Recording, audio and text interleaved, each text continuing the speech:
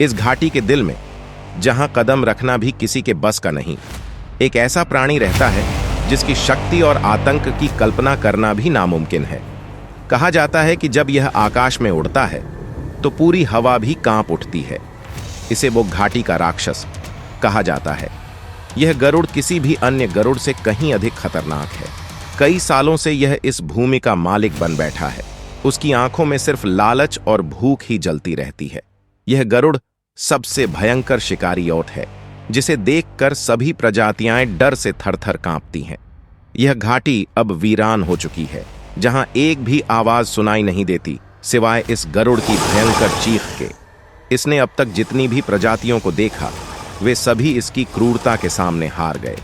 वह सिर्फ शिकारी नहीं, बल्कि एक ऐसी ताकत है जो घाटी में हर जीव की आवाज को दबा देती है।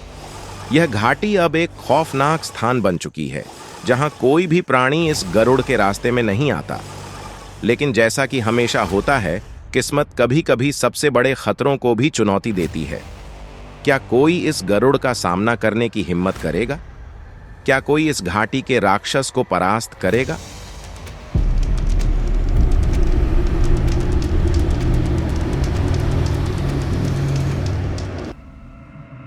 घाटी के कोने में अर्जुन नामक एक बाज अपने बूढ़े पिता के साथ रहता था, जो कभी आकाश में तेज उड़ान भरते थे, लेकिन अब उम्र ने उनके पंखों को सुस्त बना दिया था। श्याम ने लंबे समय तक जीवन जिया था, लेकिन अब एक आखिरी इच्छा बाकी थी, जो एक बात अभी भी उनके दिल में थी। उन्हें एहसास हुआ कि अब अपने बेटे को बतानी चाहिए। अर्जुन, मेरे बेटे, मेरी एक आखिरी इच्छा है। अर्जुन चिंतित होकर, पिता, आप अभी भी मजबूत हैं, आपको क्या चाहिए?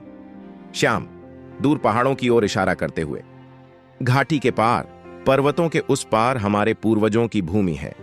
कई साल हो गए जब से हमारे कबीले के किसी भी सदस्य ने उस पार कदम रखा हो। अब वह भूमि खतरनाक हो गई है। वहां एक विशाल गरुड़, गरग ईगल का शासन है, लेकिन मैं, अर्जुन, आखिरी बार उस भूमि को देखना चाहता हूं। अर्जुन हिचकिचाते हुए, लेकिन पिता, अब कोई भी उस घाटी को पार नहीं करता। गरुड़ से डरकर हम सब उस पार नहीं जाते। श्याम धीरे से साय लेते हुए, मुझे पता है बेटा, लेकिन मैं अपनी आखिरी सांसें उस भूमि में बिताना चाहता हूं। उस भूमि को आखिरी बार देखना चाहता हूं, जहां हमारे पूर्वजों की यादें हैं। अर्जुन थोड़ी देर के लिए चुप हो जाता है। उसका दिल भारी है। अर्जुन का दिल विचलित था। उसने हमेशा अपने पिता की आदेश को माना था, लेकिन यह यात्रा, यह मार्ग खतरनाक था। फिर भी पिता के प्रति प्यार और सम्मान ने उसे यह एहसास दिलाया कि उसके पास कोई और रास्ता नहीं था।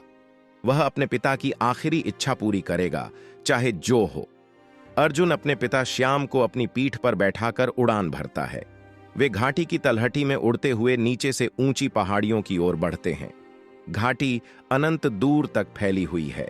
जैसे जैसे वे खतरनाक इलाके के पास पहुंचते हैं, एक असहज सा माहौल बनता है। अपने दिल में डर और उम्मीद दोनों के साथ पिता और पुत्र अपनी यात्रा पर निकले। जैसे ही वे घाटी की सीमा के पास पहुंचे, हवा में डर का एहसास होने लगा। वहां गरुड़ का वर्चस्व था और कोई भी जीव उस तरफ कदम नहीं रखता था। श्याम कमजोर आवाज में, अर्जुन, मेरे बेटे, हमारे पूर्वजों की भूमि बहुत पास है। अर्जुन दृढ़ नायक की तरह, चिंता मत करो पिता, हम वहां पहुंचेंगे, मैं वादा करता हूं। अचानक आकाश में अंधेरा छा जाता है और एक बड़ा साया उनके ऊपर मंडराता है। हवा में एक खतरनाक चीख गूंजती है। एक विशाल गरुड़, आकार में अपार, अपनी तेज चपलता से उन पर हमला करता है। उसकी नुकीली पंजे सूर्य के समान चमक रहे हैं। और फिर बादलों से वह आया। गरुड़, उसकी आंखें जलती हुई थीं और उसके पंख फैलकर सूरज को भी ढक रहे थे। एक भयंकर चीख के साथ उसने दोनों बाजों पर हमला किया। तुम मेरी जमीन में घुसने की हिम्मत करते हो? तुम मेरी क्रूरता से बच नहीं सकते। अर्जुन और श्याम अपनी पूरी ताकत से बचने की कोशिश करते हैं, लेकिन गरुड़ निरंतर उन पर हमला करता है। हवा में पंखों की आवाज, पंजों और चोंच के टकराने की आवाज गूंजने लगती है। श्याम की हाथ फिसल गई और गिरने लगा अर्जुन की पीठ से। जैसे तैसे अर्जुन का पांव पकड़ पाया और गिरने से बच गया। अपने पिता को देख अर्जुन के सांस में सांस आई। श्याम ने बोला, हाँ बेटे, मैं साथ हूं। अर्जुन पूरी ताकत से लड़ता है, लेकिन गरुड़ की ताकत के आगे उसकी कोई नहीं चल पाती। जैसे ही सब कुछ समाप्त होने जैसा लगता है, उसने आंखें बंद की, सच्चे मन से भगवान कृष्ण को याद किया।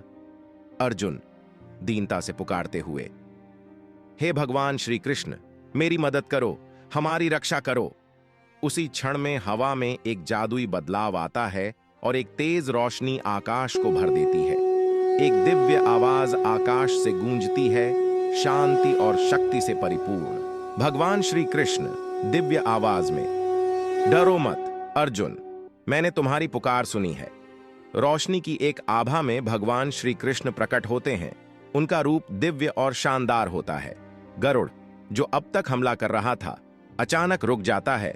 उसकी आंखों में डर और उलझन दिखाई देती है। भगवान श्री कृष्ण गरुड़ से, तुम एक शक्तिशाली जीव हो गरुड़, लेकिन तुम्हारे आतंक का शासन अब समाप्त होना चाहिए। यह घाटी सभी के लिए है और तुम्हें यहां से जाना होगा ताकि यहां हर प्राणी का भला हो सके। गरुड़ कुछ देर चुप रहता है और फिर वह अपने घमंड को छोड़ता है। वह धीरे धीरे सिर झुकाता है। उसकी आंखों में अब डर है।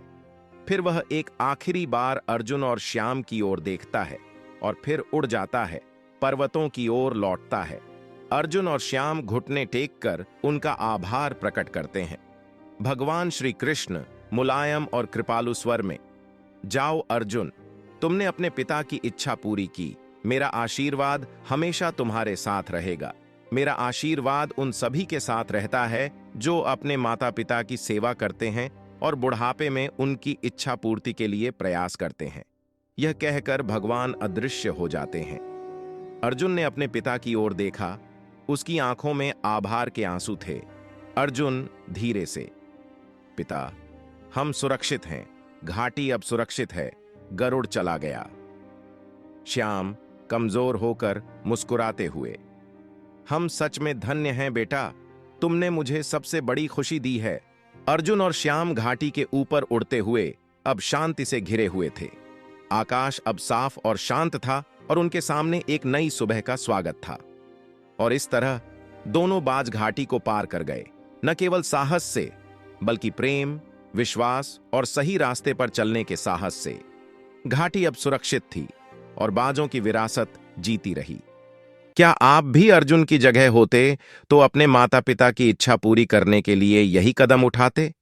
अपने विचार कमेंट बॉक्स में बताएं और अगर यह वीडियो पसंद आया हो तो लाइक करके चैनल को सब्सक्राइब करिए ताकि आने वाली वीडियो की नोटिफिकेशन आपको मिल पाए। धन्यवाद।